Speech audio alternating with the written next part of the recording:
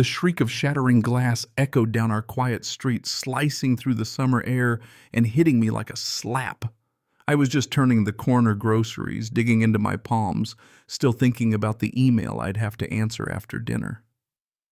Then I saw the flash of sunlight glinting off my McLaren's windshield, jagged, now sparkling like a warning. And for a second, I swear the world slowed down, every detail sharp as a blade. And there they were, Linda and Brenda. If you ever wanted to see suburban rage distilled, that was it, Linda. In her faded floral pajamas, slippers half off her feet, swinging a sledgehammer with this wild theatrical energy, while Brenda, gray sweatpants, ratty tank top hair bobbing, hammered down a crowbar like she was auditioning for a slasher flick.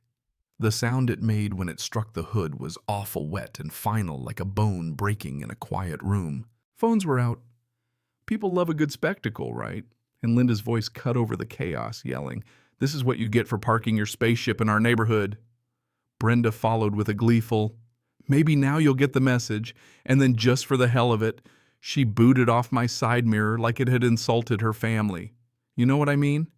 The way they looked at me, no shame, no fear, my heart just about fell through my stomach.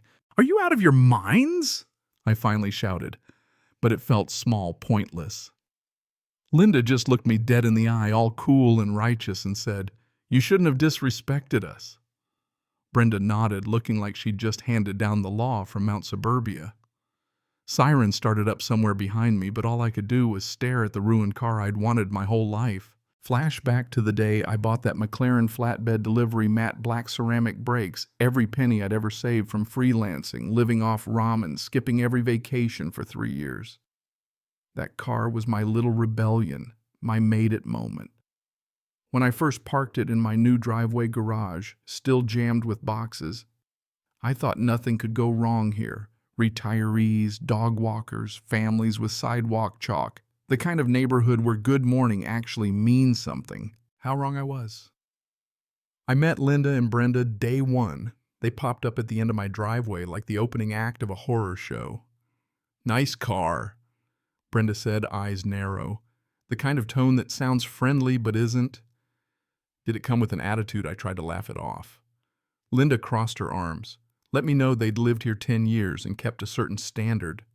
Their little brother, 6, sticky-faced, Buzz Lightyear toy in hand, came out and started kicking a soccer ball way too close to the McLaren.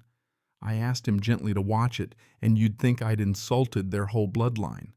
"Don't talk to him like that," Linda snapped. Brenda swooped in all protective. The next morning, "Gum" on the door handle show-off scrawled in dust on the windshield. I cleaned it off. Whatever. Then that evening, Linda parked her trashed minivan across my driveway. I knocked, asked her politely to move it. "Can't fit your spaceship around it," she sneered. I said, "Not without hitting something." She slammed the door. That night I caught Brenda scratching the car, but couldn't get footage. My camera glitched. Next morning, driver's mirror snapped clean off and chalk on the hood. Pride comes before a fall. I started to realize this was something bigger than just a neighbor's spat.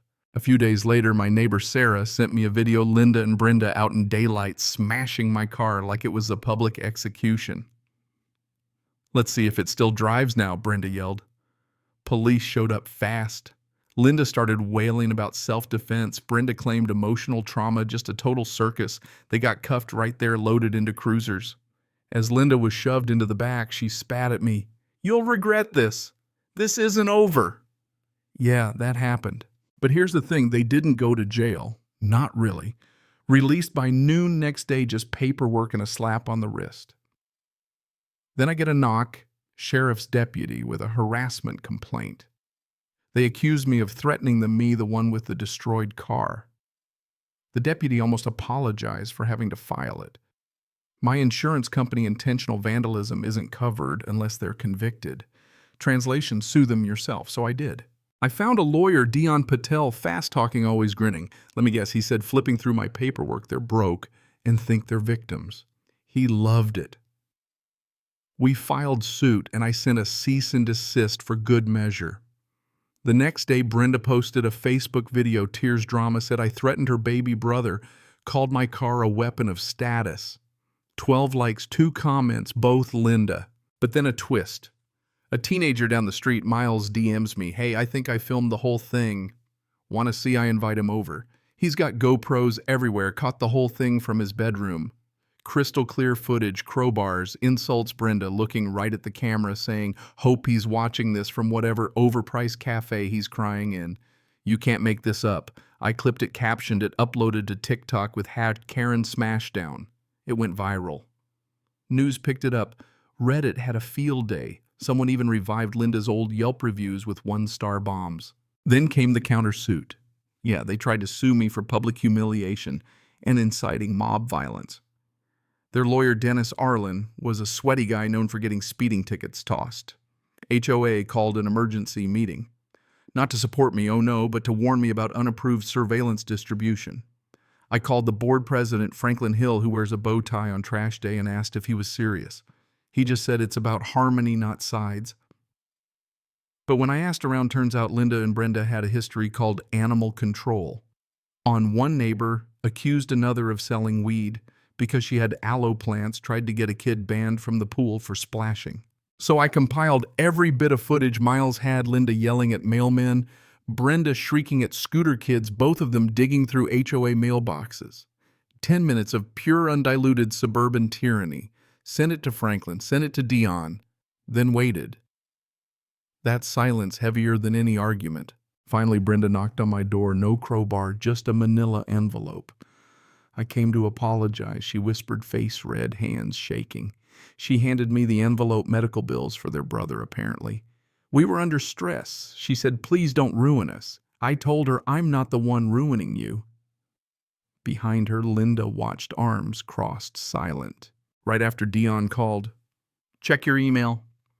The HOA had formally censured Linda and Brenda, $25,000 in unpaid fines, voting privileges suspended, internal hearing set. At the hearing, neighbors finally spoke up, people who'd been silent for years. The board voted fines suspended, rights access to the pool and gym revoked. Then the DA filed criminal charges, intentional destruction of property, criminal mischief, harassment. The civil suit moved fast. Judge ruled in my favor.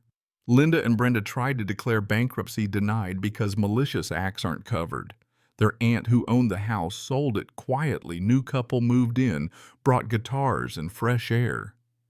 Linda and Brenda were evicted, reduced to a relative's basement in a different town. I bought a new McLaren silver, quieter, meaner, and parked it in the driveway with a sign protected by Karma and 4K dash cam. The neighborhood thawed. People waved again. Someone left cookies and a note. "Thanks for cleaning house." One evening I sat out with Miles, watched drone footage of peaceful streets. A package arrived inside a cheap candle, a note. "You may have won, but you'll never belong here. Outsiders are just passing through." B. I lit the candle, watched it sputter, tossed it in the trash. Miles grinned, still filming, just in case someone else wants to make their mark. I looked up as his drone buzzed overhead, the street calm, chaos gone. The twins' reign ended not in fire, but in consequence, in truth, in silence. And as I sat there, hand on the hood of my new car, I realized peace beats revenge every time. But if anybody tries again, well, let's just say the cameras are always rolling. So where do you stand?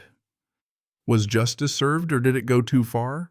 Drop your thoughts below, because in this neighborhood, everybody's got a story.